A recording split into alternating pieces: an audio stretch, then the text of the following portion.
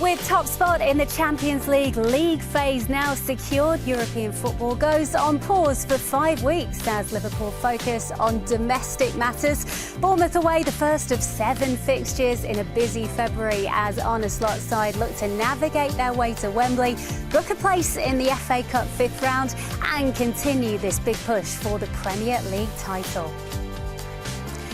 It is another rather tricky-looking away test for the Reds today and another Saturday 3 o'clock kickoff as well, one for the football traditionalists today. We've got live audio commentary of all the action as and when it gets underway.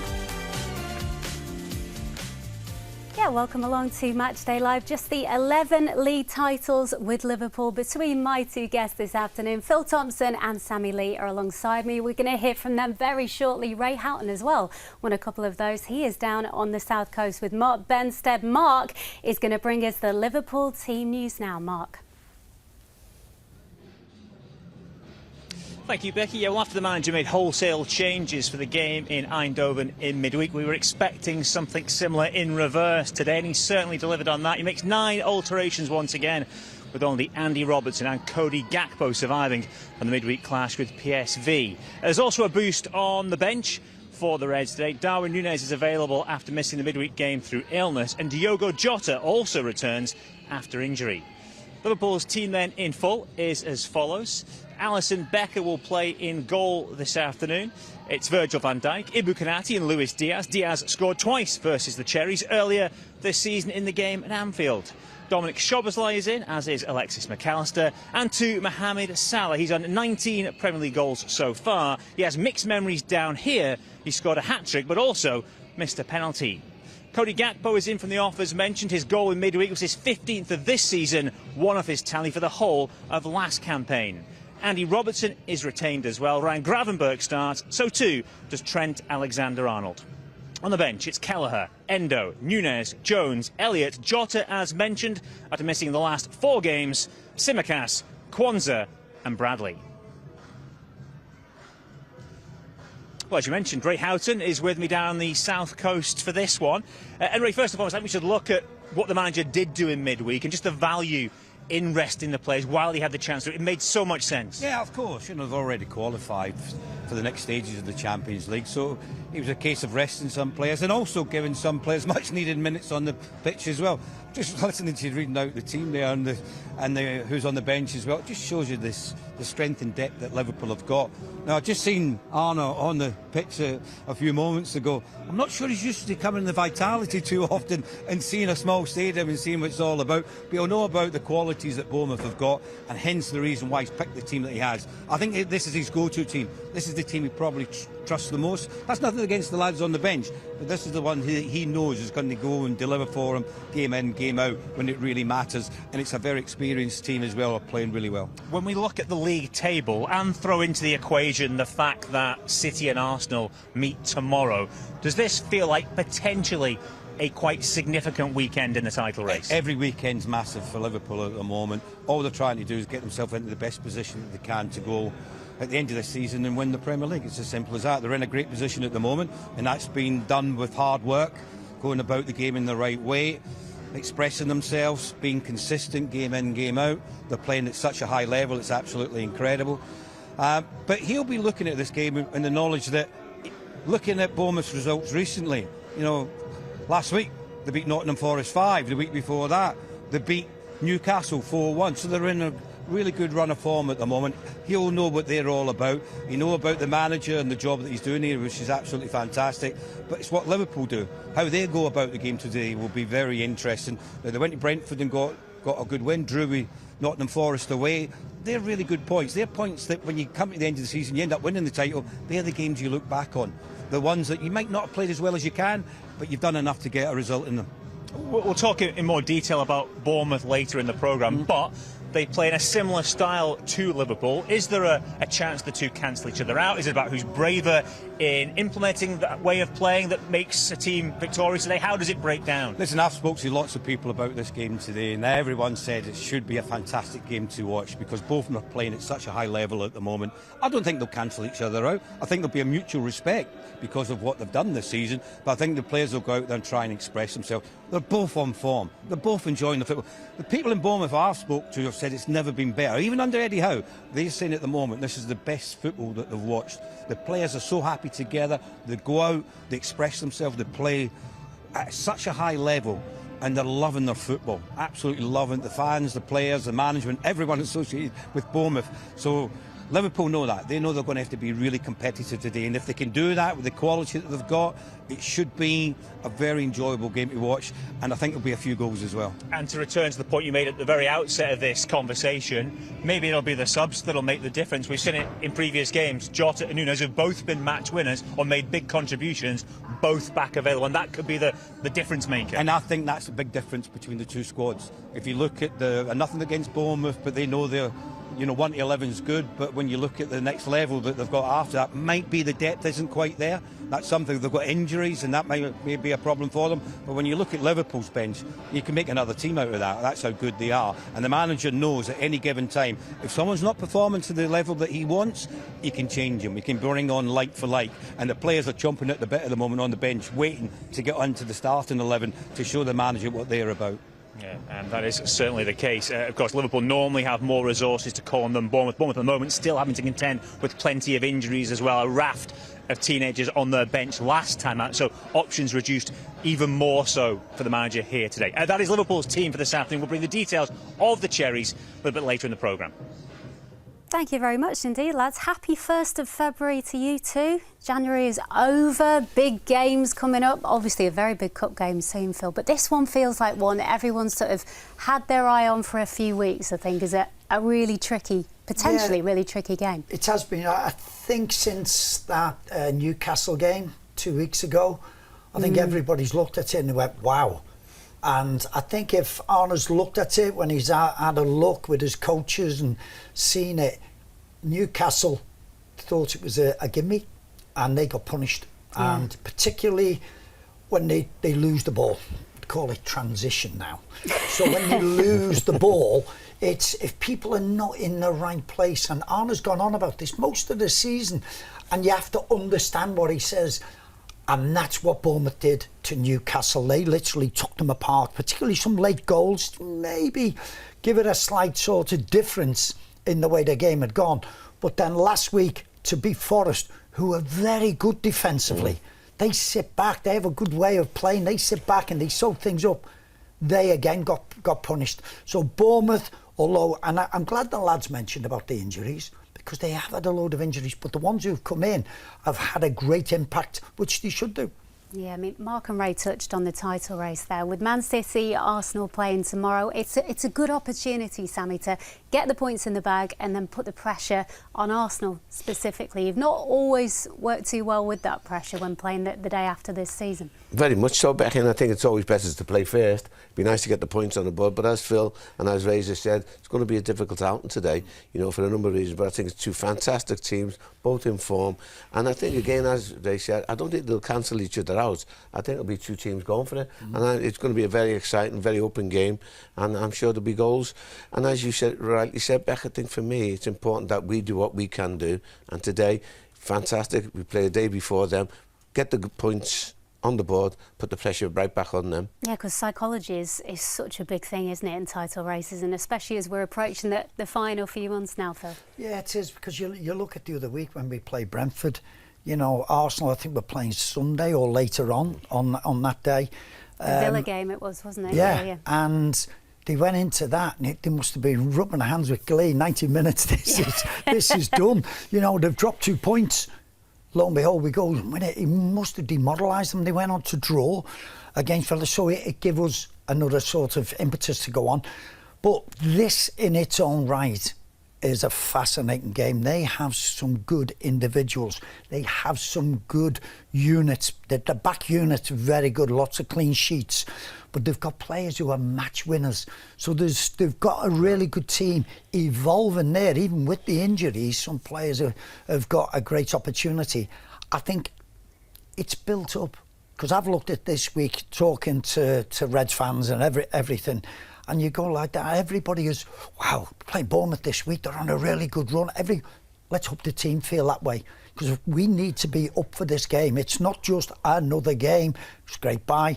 this is a big test once again. I don't think that'll be the case, Phil, because I think they're up for every game, aren't they? And I think for me, what the biggest thing could be the bench, as Razor mentioned. Yeah, once we'll again, touch on that in a minute, you look at yeah. exactly, you look at the strength and depth in there. And if for whatever reason we don't start the game, whatever, he's got fantastic people on the bench, and they all got mentioned before. You mentioned Jota and others, but Harvey Elliott, every time he's come on, he contributed. So for me, I think I don't think there'll be any sort of complacency. I think they'll have to be up from minute one. They will have to be, and I'm sure they'll be on the front foot, because everybody understands the importance of this game. And if you look at the form, which they will have done, they will have gone through their strengths and weaknesses. You know, I think they'll be up from minute one. You look at it as well. We're looking at the ground behind you there, Becky, and I'm looking at behind you as well. 11,000. You know, and you go, but it doesn't half make an atmosphere. Make a racket when they want to, definitely. You look at, and it is great to play in this environment. They're enjoying every minute of it. And I just think we've got to use that as motivation to make sure Sammy's right. Quite often this season, we're getting better at it. We've been sloppy in the first halves of games, particularly first 20 minutes. And I just think we've got to be right at it today, because these are going to be... This is like Ipswich on that first game of the season. They were flying. Yeah. And there's got to be sections of the game which we've got to get through today. Sounds daft, being against Bournemouth. But these are not an easy game. Yeah, they are banging form. Let's just take a look at the Premier League form table from the last 11 games to illustrate just what good form Bournemouth are in at the moment. You can see here, alongside Liverpool and Arsenal as well. They're each with 7 wins and 4 draws. Sammy, again, it just illustrates what a difficult test this is today. Very much so, Becky, and I think we've looked at everything, and I think one thing we need to be aware of the fact as well, they've scored a lot of their goals, the majority of their goals in the last 15 minutes, so they don't fall off the pace. So we'll have to be careful. So from minute 1 to minute 95, 96, 97, we'll have to be on our toes and ready. And as you say, they're second only to us in the form table. So, it all sets up for a good game, I think, Beck. Let's have a look at Liverpool's fixtures, the away fixtures for January and February. And these, again, it's been quite a tough run, Phil, in terms of what Liverpool have had to face on the road. But what we have to say is, look, if you want to be champions, you've got to overcome these challenges. And you do. They get a little bit... They're all hard, but you look at Everton and then Manchester City coming up. It's not getting easier, is it? Yeah, but it's great looking at them.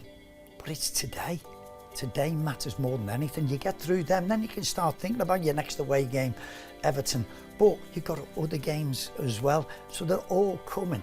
It's just a wonderful position for, I think, to be in, for going on all sorts of, all cups, and they're coming along, they're popping along. Sammy and myself have been there, and it's wonderful. You would so much rather have this, playing every 3 days, and you're going at it, and it just keeps you ticking over all the time. Once you get in now, on that run-in, then the League Cup semi starts, and it is just a great place to be. And there'll be very little training back going on, will there? It'll be rest and recovery. Time really for exactly, much it'll be training, rest and recovery. You much prefer to play games than train. And I look at that, and as you so rightly say, difficult. But imagine what the opposition are thinking. Liverpool are coming to town. Liverpool, top of the league in both leagues, so they'll be worried as well. They'll be nervous. But it all sets up for, I think, a fantastic fixture. We say not much time for rest and recovery. Obviously, a lot of players, thankfully, did get a little bit of rest midweek against PSV, which we'll speak about that game in a moment. But the 11 that starts today is the same that started against Ipswich. And is that Liverpool's strongest starting 11 for you at this minute in time, Tom? Yes, I think Ray alluded to that, didn't he, with Mark? He said this is his go-to team. And you'd like to think so. If you go back a few years ago when you had that midfield of like Milner, Wijnaldum and Henderson, that was like his go... Sorry, Fabinho, Henderson and... who's the other one in midfield? Then it was his go-to 3. And that was the way he you always went, you always felt more comfortable with that. And you just look at this is the 3 that are there. And it's no disrespect to the other lads in midfield. Yeah. He made that the other lads have always come on. Yeah. Harvey has never looked any different. Curtis, if he comes on, you're all coming on for a reason. I've said this the other night. You come on to do a job for a reason, not to come on because, somebody else is getting tired. No, you're coming on to make an impact. So it is so important. Now looking at our bench, it's wonderful. But the physios and all that who are taking care of these lads, they deserve credit guys, we speak about to keep this squad as it is and not have too many injuries. Yeah, it's good to see Curtis Jones back on the bench today, because obviously made quite a quick recovery from that injury. But speaking about the bench, as we say, there's, I think, again, Ray alluded to it, but having match winners on that bench, the likes of Diogo Jota, the likes of Darwin Núñez, that is what makes the difference between a squad like Liverpool's and some of the others in the Premier League. Hopefully Bex, but also, as you know, it's a mindset as well, because I think, as the lads have all said, when these guys, we've said that on many occasions, Becky, and I make no apology for repeating myself, when they come on, they're ready to make an impact. They don't come on feeling sorry for themselves. They haven't thrown the toys out the pram. They're ready to come on immediately, and they've had immediate effect. You go back to the Forest game, first 2 touches, you know, Tsimikas and Jota, it's the goal. So these guys, not only is it the fact that they're aware, but they're psychologically ready as well. And I think, as Phil said, a lot of credit should be given to the sports science guys, but also, as I keep on mentioning, to Arnie and his staff, keeping them incentivised, keeping them ready, keeping them optimised to what they're going to do. I think it's terrific, and we will have to use them at some point, whether it be through cause or the fact that you want to give minutes. But I'm so pleased that when they come on, they're ready to go. OK, thank you, lads. Time now to hear from the boss. Here's a bit of what Arne Slot had to say to the media in his pre-match press conference yesterday. And he starts on the challenge of facing this informed Bournemouth side. As a big one, and this is probably going to sound strange, and I knew this already when we played the second half against them in our home game. We were 3-0 up at half-time, and I was expecting a second half where we could just control the game, have the ball a bit and hope maybe score the 4th one, but they just kept on going at us for 45 minutes, and that showed me the character of the team. And since then they've been outstanding. They were before that game also, because we were 3-0 up at half-time. We didn't really match the first half, in my opinion. Maybe we deserved to be up, but not with 3 goals. And afterwards they've beaten so many strong teams, and it's a simple reason for that. A lot of quality created by Richard, of course. He created our current sports director, who worked there for a few years, and he hired a fantastic manager as well. Why is he a fantastic manager? He has a great game plan, and his players work incredibly hard. And then, in a different way than Arsenal, they are also a threat in set pieces. So where Arsenal 9 out of 10 times does the same, they always come up with worked ones that have been very useful for them as well. So in every department, a very good and strong team, and they deserve to be where they are. Maybe they even deserve a bit higher than the position they are at the moment. Obviously, you rested a lot of players in the previous game. We're expecting you'll make a lot of changes, but how is the rest of the squad? Any other players coming back from injury, etc.? Yeah, you can say I rested a lot of players. You can also say you played the ones that needed playing time. And I was really pleased how they performed in PSV Eindhoven, who were, apart from 3 or 4 players that were not playing, had quite a strong team, and we were more than competitive even the second half when there were so many youngsters on the pitch. And the ones that stayed behind, they didn't rest in the sense that they had 3 or 4 days off. They did train, but they didn't play a game. And I said already, that doesn't give us any guarantees for Saturday, but it hopefully will help us during the upcoming 3 or 4 months, because it's the Premier League and the Champions League is a long season for them, with 10 months in a row non-stop playing games without any weeks off in between. So hopefully that will help them to stay fresh for the upcoming months that are coming. We saw Federico Chiesa play the 90 minutes against PSV. Every time he always seems to be really positive, always wants to attack. How much of a threat could he be for the rest of the season, and is he ready for more minutes in the Premier League as well if called upon? Yeah, of course. He's ready for more minutes in the Premier League, because if you can play 90 at Champions League level, then you are able to play an amount of minutes in the Premier League. His main problem, if you want to call it a problem, is that he's in competition with Luis Diaz, Darwin Núñez, Cody Gakpo, Mo Salah and Diogo Jota. And I think you agree with me that they are doing quite well also. But it's very good for us that it was 6 or 7 months ago, he said, against Swiss, when they lost in the Euros, was his last time he played 90 minutes. So it's very good from him, but definitely also from our performance staff, that we've, during training sessions, got him to the point that he's able to play 90 minutes without a lot of friendlies or whatever he has to play. So big compliment for him, how hard he's worked, and for the performance of medical staff as well. Yeah, we'll touch on Federico Chiesa in a moment, who's not actually in the Liverpool squad this afternoon. But let's just speak about PSV firstly, Sammy, because much changed team, of course, which we obviously expected. Yep. And how did you think they got on? Obviously, a lot of youngsters getting some minutes. A lot of youngsters, as you said, but I like the fact that he said it wasn't a case of resting, it was about giving other people minutes, which is fantastic. And I thought he performed admirably, I really did. You know, McConnell came on, did ever so well. Great to see Jayden Dans as well back in there. But also young Harvey comes on. He was like the old man in the team there. And we know we had Gakpo in this side because he wanted to play against his old team. You also had Robbo, who played in an unusual position. But it just shows you the versatility of him, you know, the fact that he did ever so well, you know, and giving him more minutes to be able to play today. But I thought it was a very, very worthwhile exercise for us, considering that we'd already, you know, qualified, you know, so it wasn't a dead rubber for them in terms of that, you know, because he wanted to prove to some people that, listen, you're here, you're ready, play games, play minutes, and you never know, in the upcoming months, which you mentioned, you're going to be needed. Yeah, it's all about experience, isn't it? We spoke about him and he's not in the squad today. I thought Chiesa was fantastic. Not just his performance, but his attitude. His enthusiasm. He didn't. Yes, yeah. He said to those youngsters that were out there, hey, look, I might be an international. He's won that penalty. I might be a full international, but I can do the hard yards. Yeah, and I'm gonna show you that this is what it takes to be at this level.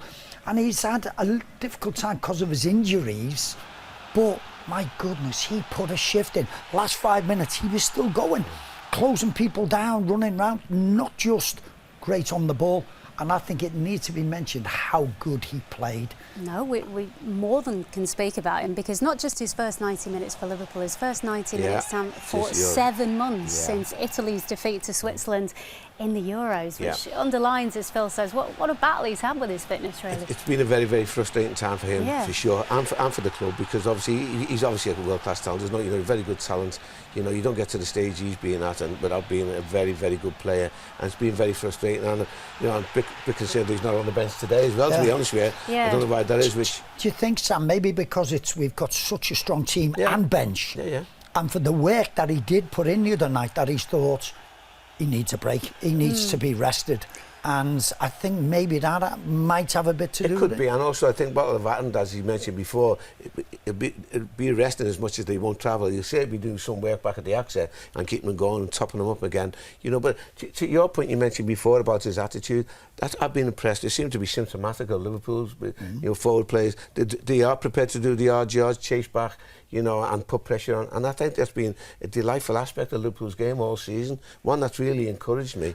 I was looking forward to him being on the bench again, because I'm thinking he's getting maybe to getting up to a point where you could be saying, because he's getting fitter, he's getting sharper, he's quicker with his passing, with his thought process, is that he's ready to put pressure on some of the wide guys. This fella's got something about him. It's a shame there that ball just overrun. Coming back to their goal before, by the way, just going off piece there. You can go off piece if you want, it's fine. When Endo has the referee balks him before he should have got fouled. The referee balks him. He should have stopped play, because that is what they have to do now. So for him to allow that goal, anyway, carry on. Just had to get that. We're still not quite over that one, but just someone else we want to highlight actually from midweek, who the boss was very impressed with, James McConnell. He was asked afterwards, could maybe some young players go out on loan, and I think it was a pretty much no to James McConnell, because he has been so impressed with him, and he sees him being involved with this first team squad. Very much so, Beck, and as I said to you, you know, 4 competitions you're in, you know, and you know, for me, we're talking about having a strong bench. He'll be part of that strong bench, and if you just so win with these competitions, why go out on loan? You're going to be with the best coaching staff, you're going to be with the best players. Yet you all want minutes, but you're going to be learning from these players day in, day out. Just be patient, take your time, and every time he's come in, he's done fantastic. Very neat on the ball. I was really impressed with his ball handling skills and his game awareness and his passing ability. So just stay there, stay with this group of players. It's nice that you can say that, and you can let players go out and loan to get experience, to beef up a little bit, do things. But you've also got to have in the back of your mind, this bench looks great.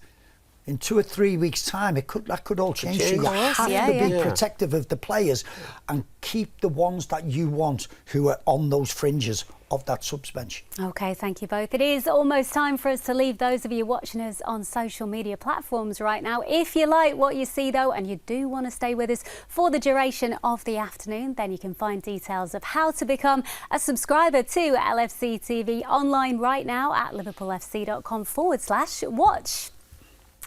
Plenty more build-up is still to come between now and kick-off, including an interview that's on the way with Andy Robertson. Tomo will be alongside Steve Hunter for live audio commentary at 3 o'clock. Then Sammy and myself are back at 5 alongside Jason McAteer today to review all the action and reflect as well on the key talking points from events at the Vitality Stadium.